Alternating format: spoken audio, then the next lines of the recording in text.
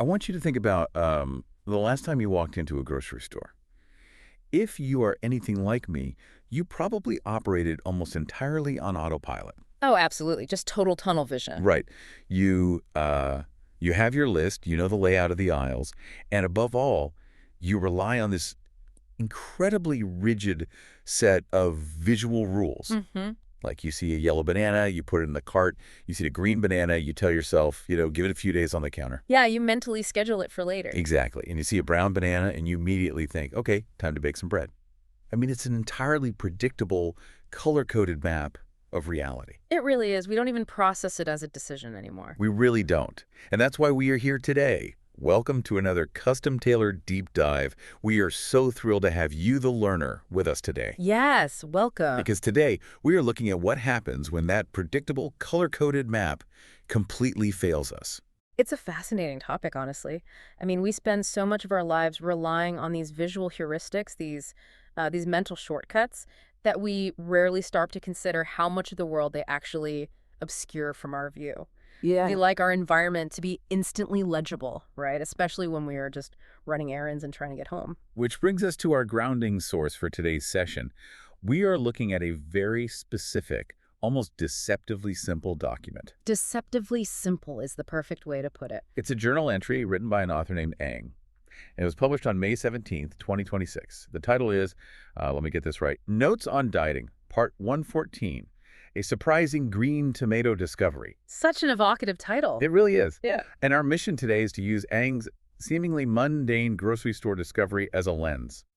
We're going to explore how we evaluate the physical things around us, how we judge readiness, and how our brains handle unexpected sensory information. Okay, let's unpack this. So to set the scene properly, we really have to appreciate the sheer ordinariness of the environment here. All right, this isn't like a jungle expedition. No, exactly. Ang is just on a routine weekend grocery run, browsing the vegetable section of a local market. This isn't a specialized botanical tour. It is the exact same fluorescent-lit aisle, complete with the squeaky carts and the vegetable misters that most of us walk through every single week. The misting machines that always go off right when you reach for the lettuce. Yes, that exact aisle. And Ang notes being completely accustomed to seeing the usual red or yellow tomato varieties.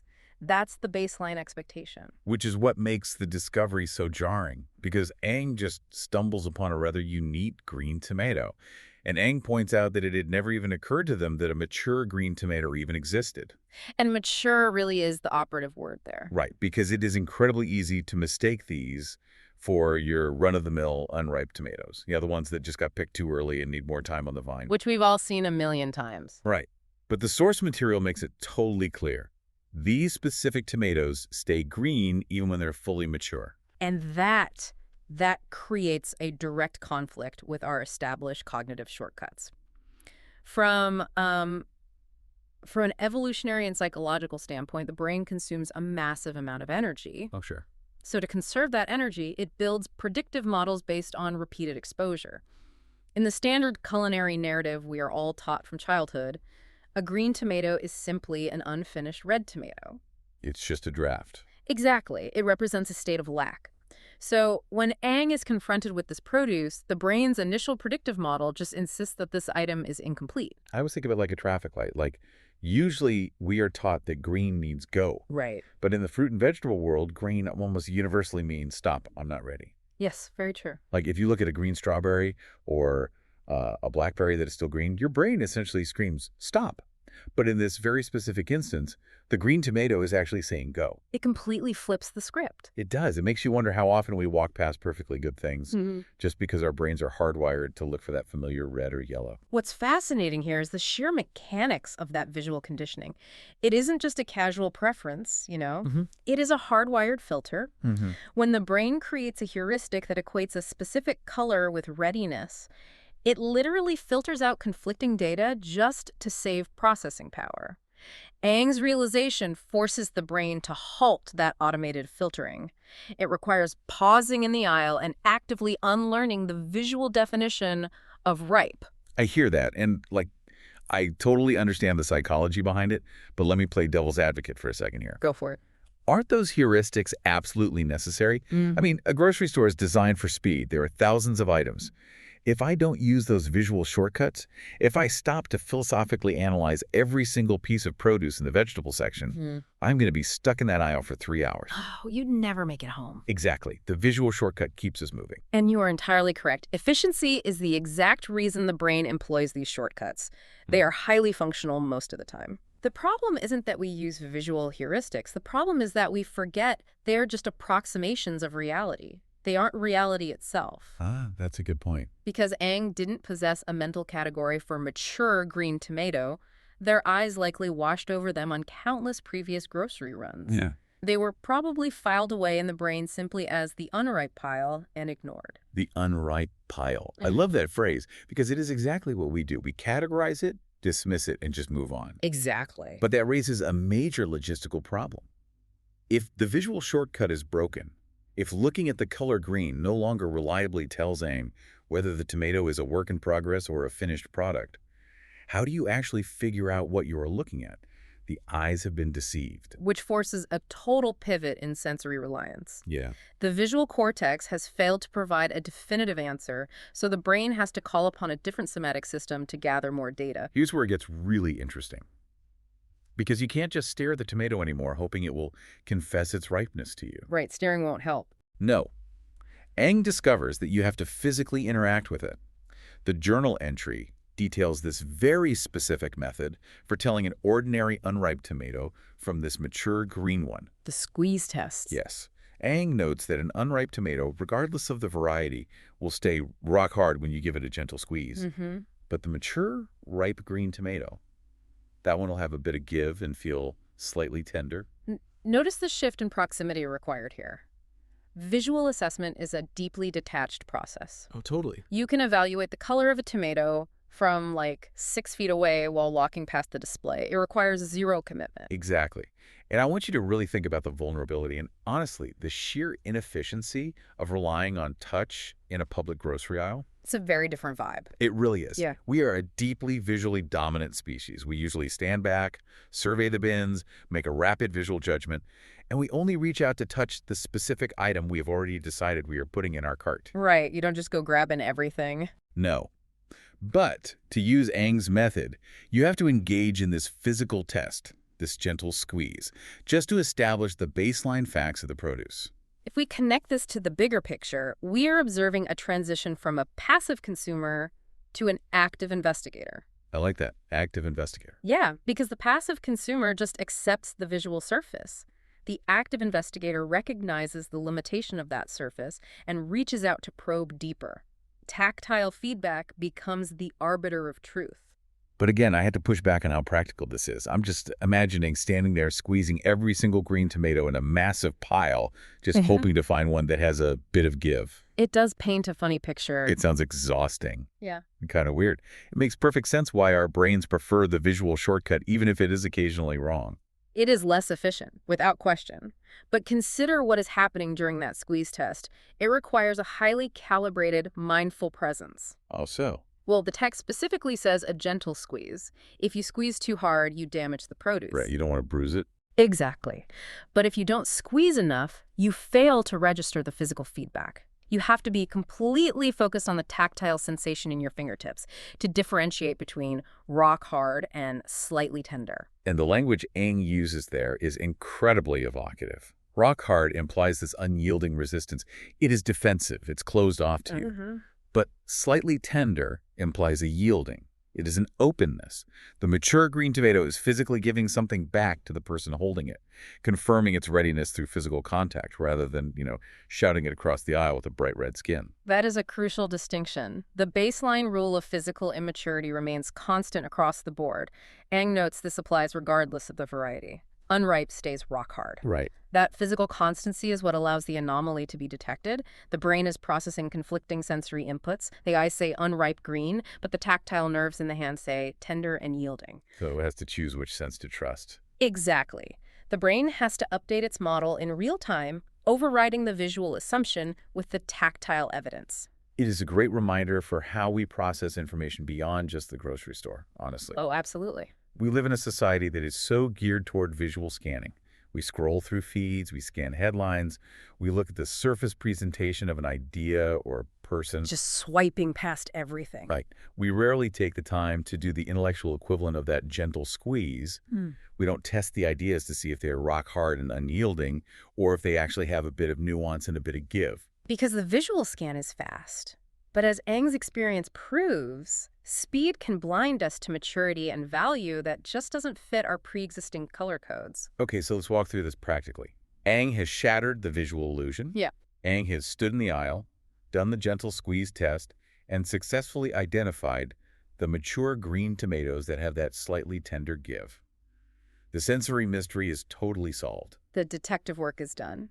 Right, but my brain is still stuck on the practical application here. What do you actually do with a sour-looking green tomato?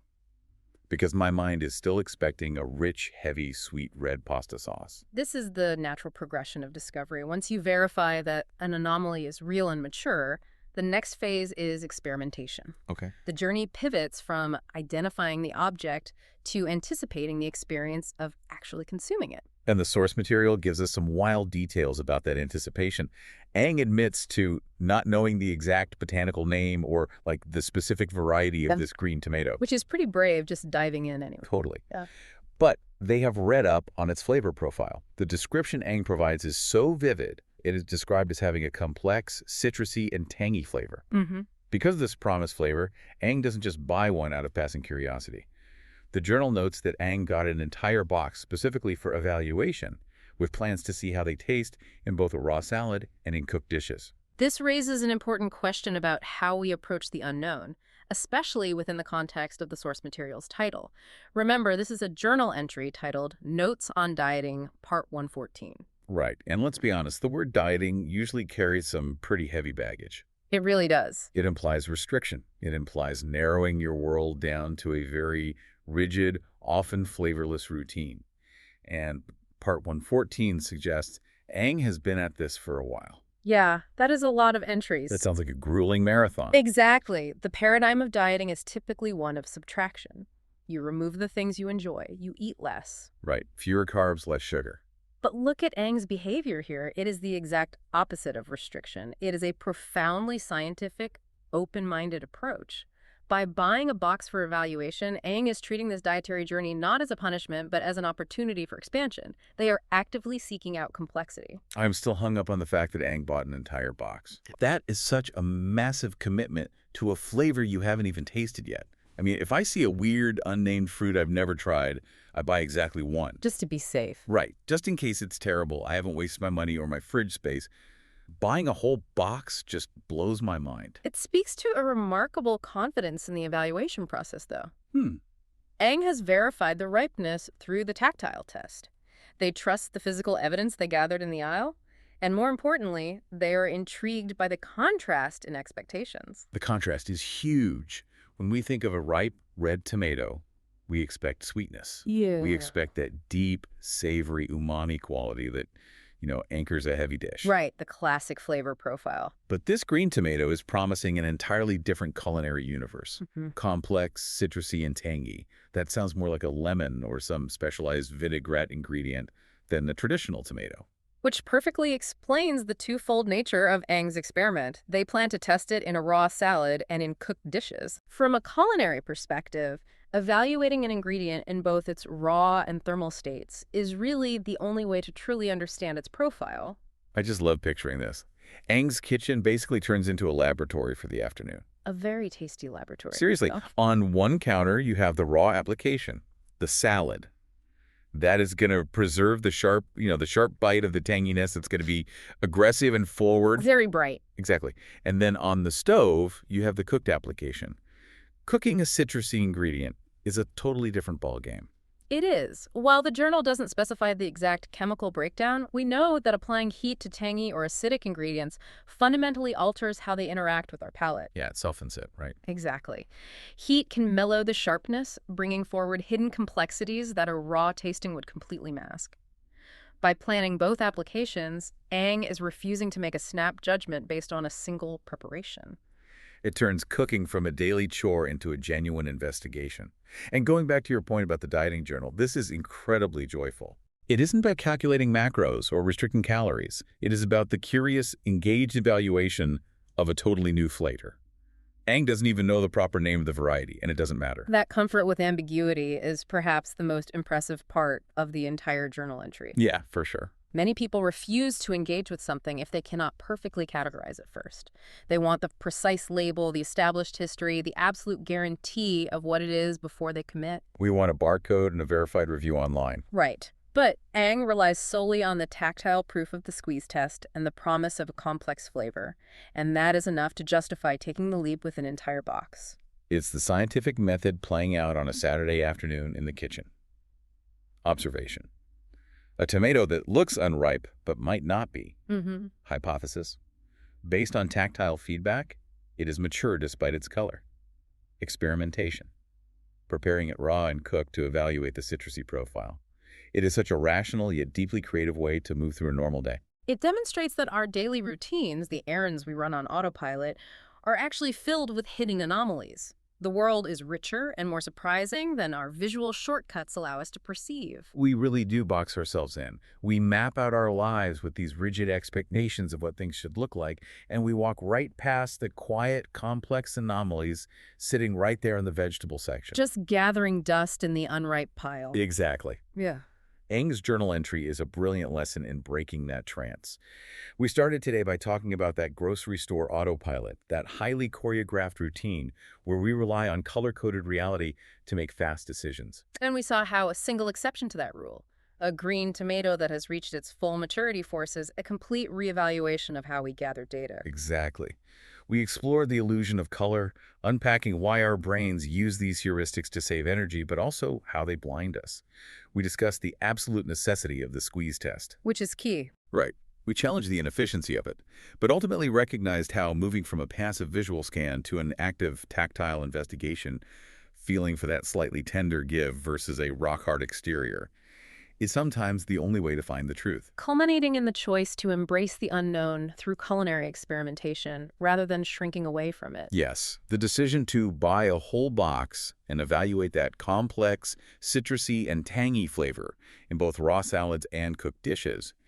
It turns a restrictive dieting journal into a ledger of joyful discovery. It's a wonderful shift in perspective. It really is. And it is an amazing reminder for you, the learner, as you go about your week. Keeping an open mind and being willing to gently test the rock-hard assumptions we all carry can lead to some truly delightful discoveries. Oh, absolutely. You don't have to overhaul your entire life to find something new. Sometimes you just have to look a little closer at the things you usually walk right past. So what does this all mean? It leaves us with a question worth carrying into our routines. If a simple green tomato can completely bypass our lifelong assumptions about color and maturity, what other unripe ideas, projects, or opportunities in your own life might actually be perfectly ready, just waiting for it to look past their surface and engage with them?